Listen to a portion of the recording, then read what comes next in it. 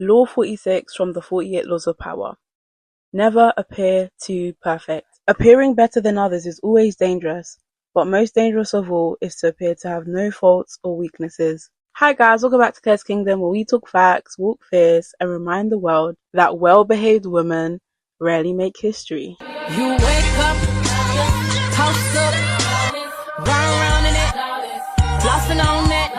This diamond, my diamond, this rock, my rock. I woke up like this. I woke up like this. Hi guys, welcome back to my channel. We are back with another law from the 48 Laws of Power, in which I break down the laws based on a powerful woman perspective. So never appear too perfect, aka powerful women reveal just enough to intrigue. So my interpretation of this law is to move in silence. You don't need to be closed off or guarded, just be selective. Don't be the type of person or the type of woman who needs to throw on a charade or advertise all the things she has or all the things she is, always leading with, your achievements or your possessions or what you know, what you've done, because not every room you enter needs a breakdown of your CV, or not every room you enter needs to see every side of you. And this includes speaking less and listening more, because number one, when you speak less and listen more, you receive more knowledge about the place, the room you're in. You're able to get a read on the people. You're able to understand how to navigate or how to move, not offending the wrong person, which Robert Greene tends to talk about a lot. And the less you're speaking, the less you reveal about yourself. And this links back to the idea I'm always talking about, how you should keep your cards close to your chest and never show your cards. And this is something that I've naturally done. I mean, when I was younger, I definitely used to be a bit more of an oversharer, but I don't know if it's just the Scorpio in me, but being quote unquote mysterious is just something that's just kind of natural to me. But being able to not reveal too much about yourself while still coming across as, polite, kind, likable to be around. And not appearing perfect also means being willing to be wrong, not trying to be the smartest person in the room, or at least just not showing that, not leading with that. Because like I read at the start of this video, when you act as if you have no flaws, you act like you know everything, you have everything, or you are everything, you become a threat really quickly. And people automatically see you as a threat. And sometimes you will just be seen as a threat no matter where you go. But being strategic and where you let certain things about you shine is very important. So don't rush to be a know-it-all.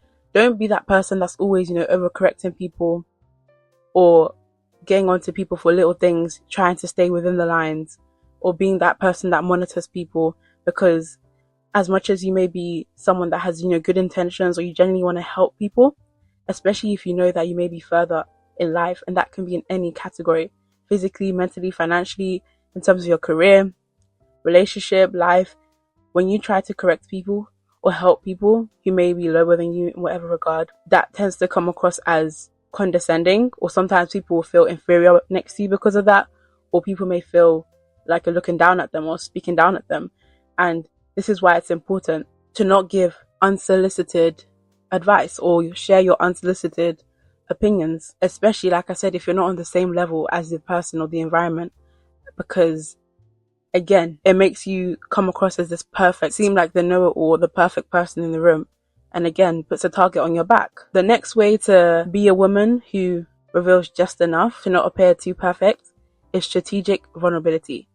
So, for example, instead of exposing an important project you may be working on, or something dire that's happening in your life, maybe you're going through, a divorce, a heartbreak, or even positively, you could be going through, selling your first house, or maybe you're building your social media, whatever that is. Never share real losses or real important goals. Instead, share small, mundane achievements that you wouldn't mind it being, talked about or shared, or talk about small failures or mundane failures, but really emphasize them so it seems like a big thing.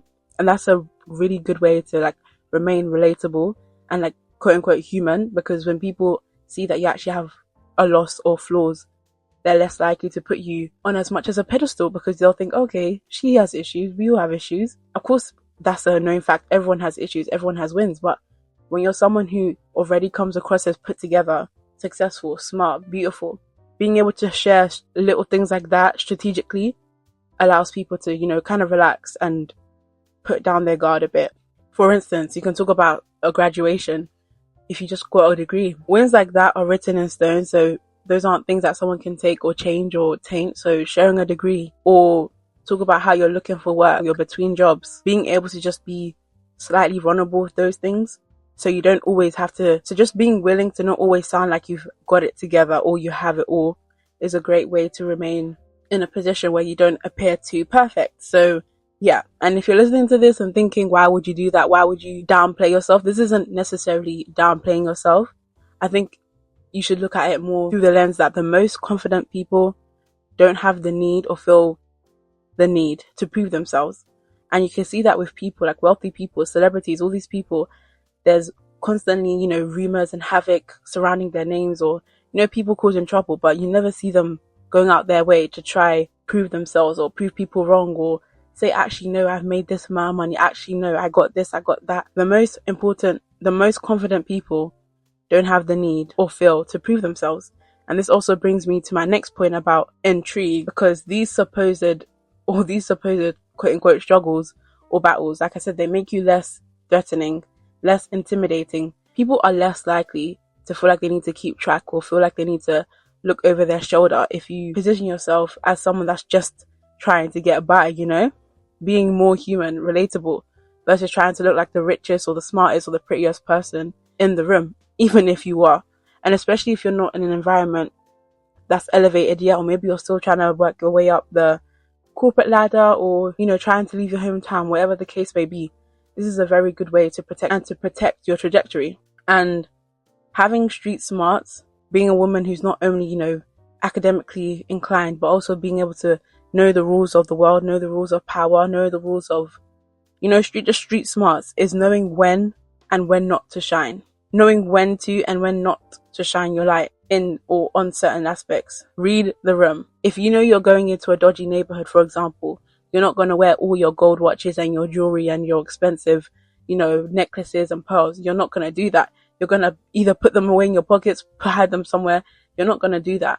In the same way, if you go into a place where wealth is normalized, where it's beautiful, safe, high class, you're more inclined to be able to express your wealth or be more open, not because you're less worthy or more worthy in one environment, but you're reading the room, you're adapting to the appropriate context. And again, it avoids you becoming a target. If you decide to walk into a dodgy area with all your best jewelry and your best clothes, what do you think is going to happen? You become a target. And maybe it won't happen instantly, because sometimes people watch you over time and they build this idea about you. And like I said, in some cases, you can't help it. Sometimes you'll just always be a threat to certain people. But generally speaking, being able to not have to put all your cards on the table allows you to become a very powerful person. And I know Robert Greene's 48 Laws of Power can be very controversial, but this is just my personal breakdown of this law and the interpretation of the laws. So yes, if you guys enjoy this video, make sure you like, comment and subscribe. Comment down below your thoughts on this topic. I'm excited to hear what you guys have to say. Yeah, I'll see you in my next one. I woke up like this, we flawless. Ladies, tell them I woke up like this. I woke up like this, we flawless. Ladies,